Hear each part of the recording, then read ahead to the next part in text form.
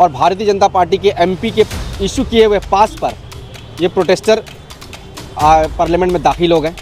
Parliament में आप एक स्मोक गैस छोड़ दिए, तो ये क्या दर्शाता है कि आप तो सुरक्षा नहीं दे पा रहे हैं, आप बॉर्डर पे सुरक्षा नहीं दे पा रहे हैं और पार्लियामेंट में भी सुरक्षा नहीं दे पा रहे हैं। भारतीय जनता पार्टी की जो एमपी है उनके पास पे एंट्री किया, तो उस एमपी पर भी यूएपीए लगाना चाहिए। देखिए मीडिया वाले तो देखिए चाटुकारिता कर रहे हैं, पत्रकारिता अगर करते तो ज़रूर इसका जिक्र होता, लेकिन याद रखिए कि ये तो सोशल मीडिया का आज ज़माना है। फेसबुक और व्हाट्सएप के माध्यम से लोग आज इतना जागरूक हो गए हैं कि ये बीजेपी के एमपी के काले करतूत को सामने लाया जा रहा है। अगर वो भारतीय जनता पार्टी का पास लेके कोई आदमी कहीं भी घुस के हमला कर सकता है, इसका मतलब भारतीय जनता पार्टी अगर या उसके एमपी कोई पास अगर दे रहा है तो इसका मतलब ये नहीं है ना कि आप किसी को भी मार दें। जिस तरीके से हिंदुस्तान में अगर हो रहा है कि भारतीय जनता पार्टी की जहां सरकार है वहां आम लोगों को आम तौर पर मारा जा रहा है, ये तो जांच का विषय है। आज जो मीडिया, हिंदुस्तान की मीडिया है, ये तो हिंदुस्तान के प्रधानमंत्री का तलवा चाटने वाला काम करती है, पत्रकारिता कर रहे हैं। घिन आता है ऐसे लोगों के साथ कि ये लोग हिंदुस्तान को आज सच्ची खबर दिखाने की बात कर रहे हैं। नहीं, ये सिर्फ टीआरपी बटोरना। कौन पहले कौन चैनल पर कौन सा न्यूज़ दिखाए, चाहे वो न्यूज़ झूठा ही हो, इनको अपने चैनल पर पहले चलाना है। तो ठीक है, कुत्ता बिल्ली की तरह कल लड़ रहे थे, ये सारे हिंदुस्तान की जनता ने सोशल मीडिया के माध्यम से देखा है। तो सारे एमपी इधर से उधर भागते हुए नजर आ रहे होंगे आपको, लेकिन एक मर्द का बच्चा था, नेहरू का बेटा था, वो सीना तान कर उस प्रोटेस्टर के सामने खड़ा था। आपने फोटो में देखा होगा, वीडियोस में देखा होगा, नहीं भागा। 56 इंच का सीना बोलने से नहीं होता है, दिखाने से होता है। और मैं पार्लियामेंट में किस तरीके से घुसा है, मैं आपके मीडिया से माध्यम से मांग करता हूं कि उस एमपी को तुरंत सस्पेंड करना चाहिए जिस एमपी के पास में वो अंदर घुसा है, और इस ऑफिसर हेड जो था वहाँ का सिक्योरिटी इंचार्ज, उसको भी तुरंत सस्पेंड करना चाहिए। देखिए भारतीय जनता पार्टी को ये लाइसेंस है कि आप कोई भी क्राइम कीजिए। आपने बहुत सारे स्टेट में देखा होगा कि दूसरे पार्टी में कोई एमपी एमएलए है, चोरी कर रहा है, लाखों का करोड़ों का घोटाला में फंसा हुआ है, वो भारतीय जनता पार्टी सरकार ज्वाइन कर ले, सारा कुछ धुल गया उसका। देखिए जिस तरीके से आप 2014 के बाद भारतीय जनता पार्टी की सरकार में इस तरीके के हमले तो आम हो गए। आप जो पुलवामा जो हुआ वो भी एक सिक्योरिटी ब्रीच था। पार्लियामेंट के वहाँ के गवर्नर पार्लियामेंट में चिट्ठी लिखकर बताते हैं कि फ़ौजी को सुरक्षित नहीं है वो जगह जाने के लिए, उनको एयरलिफ्ट किया जाए। तो उनको एयरलिफ्ट नहीं करके उनको रास्ते से भेजा गया और इतना बड़ा हादसा हुआ। पुलवामा में हमारे जवान शहीद हुए।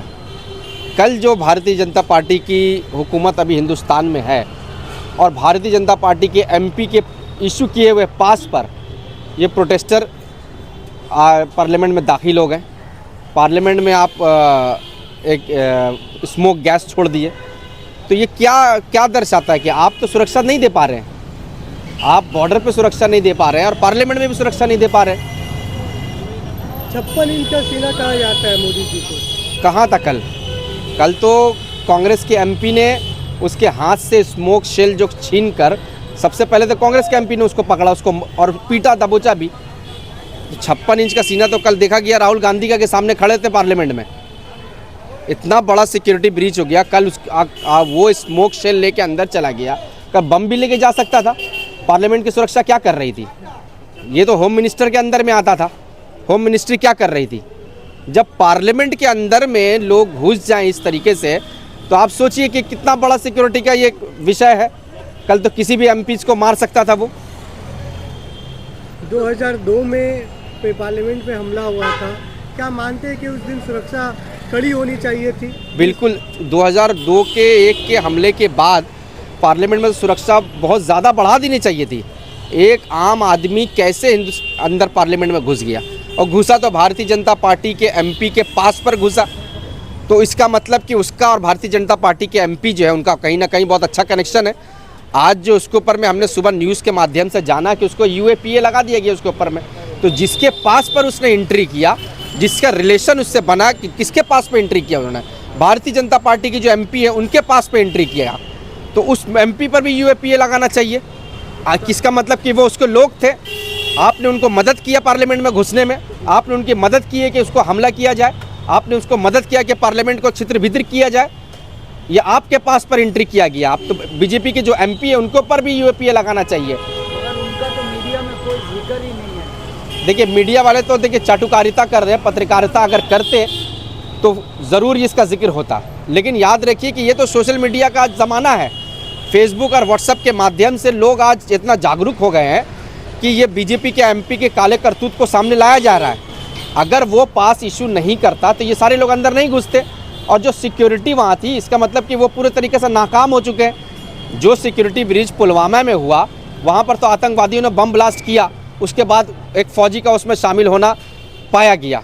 आज वो फ़ौजी कहाँ है, नहीं, उसके बारे में कोई जानकारी नहीं है।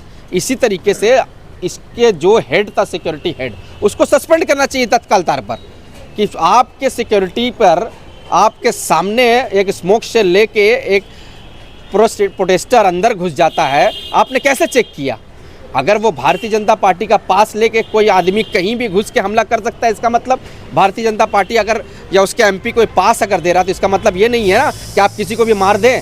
जिस तरीके से हिंदुस्तान में अगर हो रहा है कि भारतीय जनता पार्टी की जहाँ सरकार है वहाँ आम लोगों को आम तौर पर मारा जा रहा है। कभी कभी भारतीय जनता पार्टी के एमएलए आम तौर पर रोड पर रुक के नॉनवेज का दुकान बंद करा रहे हैं। तो इसके मतलब है कि वो हिम्मत दे रहा भारतीय जनता पार्टी ऐसे लोगों को कि मेरा पास लेके तुम पार्लियामेंट में भी हमला कर सकते हो और मेरा एमएलए का टिकट या मेरे एमपी का टिकट लेकर तुम आम जनता को रोड पर भी मार सकते हो। कुछ लोग कह रहे हैं कि अगर उसका धर्म मुसलमान होता तो पाकिस्तान से इनका लिंक कनेक्शन जोड़ दिया अब तक जोड़ दिया जाता। अगर वो मुस्लिम होता तो अभी तक उसमें मुजाहिदीन और अलकायदा और सारे पूरा न्यूज़ अभी यही दिखाता। लेकिन मेन आदमी को कौन पकड़ेगा?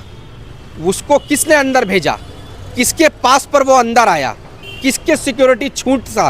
किसका ये जिम्मेदारी है? आप तो उसके ऊपर में यूएपीए लगा दिए, लेकिन वो अंदर घुसा कैसे?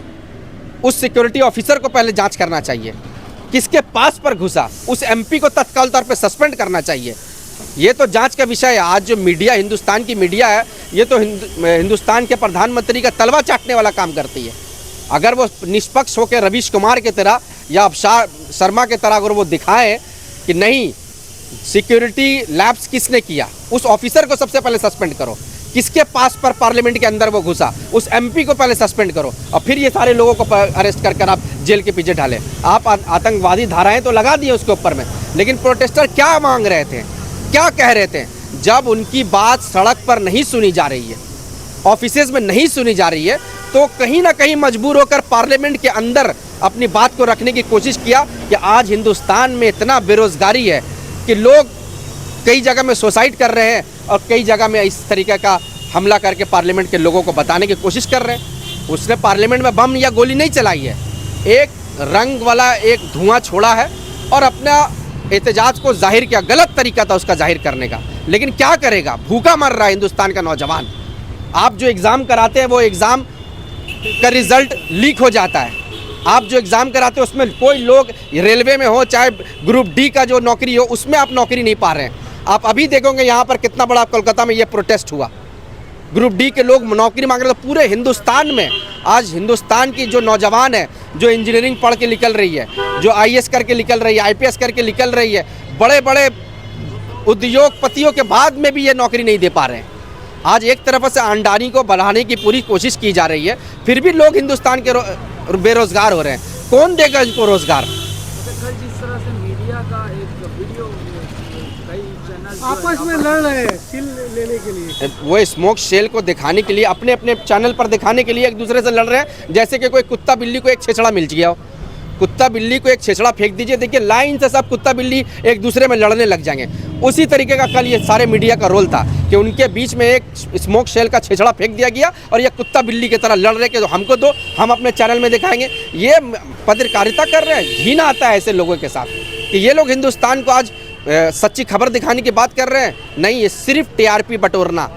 कौन पहले कौन चैनल पर कौन सा न्यूज़ दिखाए, चाहे वो न्यूज़ झूठा ही हो, इनको अपने चैनल पर पहले चलाना है। तो ठीक है, कुत्ता बिल्ली की तरह कल लड़ रहे थे। ये सारे हिंदुस्तान की जनता ने सोशल मीडिया के माध्यम से देखा है। राहुल गांधी का कल जिस तरह से तस्वीर आया, डरो मत, राहुल गांधी बोलते हुए सुनाए। देखिए, राहुल गांधी तो शुरू से कह रहे हैं कि डरो मत। ये आपको डराने की कोशिश करेंगे। कल अगर पार्लियामेंट में उन्होंने स्मोक शेल्स को प्रोटेस्टर ने हमला किया बोलिए या उनको वहाँ पर अपना एहतजाज जताया, तो सारे एमपी इधर से उधर भागते हुए नजर आ रहे होंगे आपको। लेकिन एक मर्द का बच्चा था, नेहरू का बेटा था, वो सीना तान कर उस प्रोटेस्टर के सामने खड़ा था। आपने फोटो में देखा होगा, वीडियोस में देखा होगा, नहीं भागा। 56 इंच का सीना बोलने से नहीं होता है, दिखाने से होता है। कांग्रेस के एमपी ने सबसे पहले उसको पकड़ा, कांग्रेस के एमपी ने उसका स्मोक शेल को छीनकर अपने हाथ से पार्लियामेंट में फेंका है। तो हिंदुस्तान की सुरक्षा जब भी खतरे में आई है तब हिंदुस्तान में भारतीय जनता पार्टी की सरकार रही है।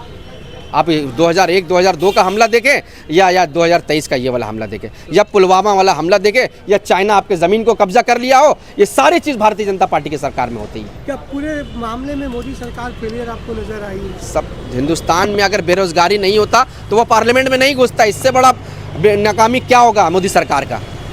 मोदी सरकार का सबसे बड़ा नाकामी यही कि आप तो अपने हिंदुस्तान के जनता को जो 2 करोड़ नौकरी का वादा किए थे वही तो आप नहीं दे पा रहे हैं। लोग मजबूर होकर रास्ते से उठकर पार्लियामेंट में जाना पड़ रहा है उनको अपना प्रोटेस्ट को दिखाने के लिए, क्योंकि आपके कानों में तो उनका किसानों का आवाज़ पहुंचता नहीं है, महिलाओं का आवाज़ पहुंचता नहीं है, तो आपको जागाने के लिए वो पार्लियामेंट में घुसा है। और मैं पार्लियामेंट में किस तरीके से घुसा है मैं आपके मीडिया से माध्यम से मांग करता हूँ कि उस एमपी को तुरंत सस्पेंड करना चाहिए जिस एमपी के पास में वो अंदर घुसा है, और इस ऑफिसर हेड जो था वहाँ का सिक्योरिटी इंचार्ज उसको भी तुरंत सस्पेंड करना चाहिए। सर उनका नाम तो कहीं जिक्र में भी नहीं आ रहा है, दूर दूर। देखिए, भारतीय जनता पार्टी को ये लाइसेंस है कि आप कोई भी क्राइम कीजिए। आपने बहुत सारे स्टेट में देखा होगा कि दूसरे पार्टी में कोई एमपी एमएलए है, चोरी कर रहा है, लाखों का करोड़ों का घोटाला में फंसा हुआ है, वो भारतीय जनता पार्टी सरकार ज्वाइन कर ले, सारा कुछ धुल गया उसका। इसी तरीके से इन लोगों का आज एमपी का कोई भी मीडिया नहीं दिखा रहा है कि किसके पास पर वो एंट्री किया गया, लेकिन आप जैसे मीडिया तो है, ईमानदार पत्रकार जो हिंदुस्तान के लोगों को दिखाने का काम करेंगे। मैं आपके मीडिया के माध्यम से मांग करता हूं सरकार से कि ये जो एमपी है जिसके पास में वो घुसा है और जो सिक्योरिटी हेड था, इन दोनों को तत्काल तौर पर सस्पेंड करना चाहिए। महुआ मोइत्रा को सस्पेंड किया गया, बीजेपी की तरफ से इल्ज़ामात लगाया गया, अब तृणमूल कांग्रेस की तरफ से दावा किया जा रहा है कि एमपी को सस्पेंड किया जाए। देखिए, बिल्कुल इनका मांग सही है। महुआ मोइत्रा क्या मांगी? उनका डिमांड ये था कि अडानी के जो बहुत सारे काम है जो मतलब गैर कानूनी तरीके से किए जा रहे हैं उस आवाज़ को उठाई। तो इनका तो देखिए एक ही फंडा है कि हम दो, हमारे मित्र दो। अगर उन मित्र के खिलाफ में कोई भी बोलता है तो राहुल गांधी जैसे लोग बोले तो राहुल गांधी को सस्पेंड किया गया, महुआ मोइत्रा बोली तो महुआ मोइत्रा को भी सस्पेंड किया गया। तो और भी अगर कोई लोग अडानी और अंबानी के खिलाफ बोलने जाएंगे तो ये अडानी और अंबानी के कठपुतली प्रधानमंत्री जो हैं वो उसको सस्पेंड कराएंगे। तो किसी भी तरीके से ये जो सस्पेंशन हुआ है महुआ मोइत्रा का, ये गलत हुआ, उसको वापस से बहाली करना चाहिए।